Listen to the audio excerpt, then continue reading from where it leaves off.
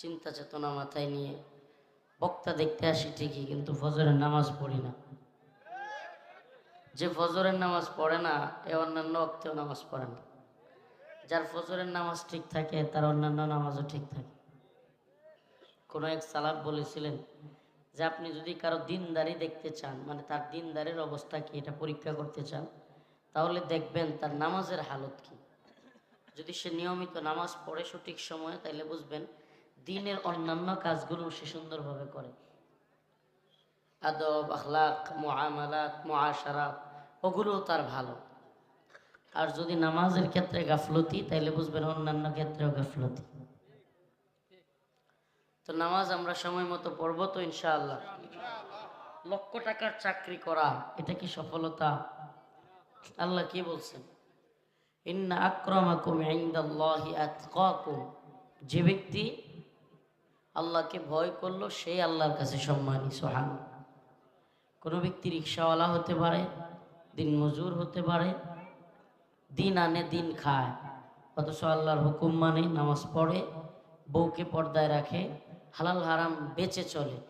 এই ব্যক্তি বড় মুফতি, বড় বক্তা, বড় শাইখুল হাদিসের চাইতেও যদি ওই ব্যক্তি তাকওয়াবান হয়, আল্লাহর কাছে উত্তম।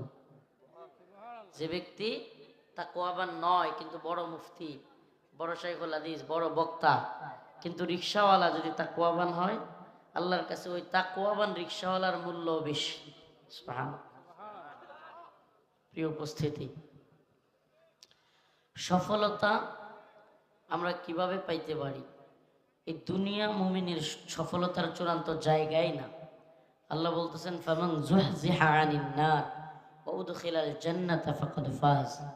যে ব্যক্তি জাহান্নামের আগুন থেকে মুক্তি পেল, জান্নাতে প্রবেশ করতে পারলো, সেই সফল। তাহলে এই দুনিয়া মুমিনের চূড়ান্ত সফলতার জায়গায় না। মুমিন চূড়ান্তভাবে সফল কিনা এটা কিভাবে বুঝবে? জাহান্নামের আগুন থেকে মুক্তি পাইলে এবং জান্নাতে প্রবেশ করতে পারলে। আমার কথা বুঝতেছেন? আমি নিজেই বুঝতেছি না, আপনারা কি বুঝবেন?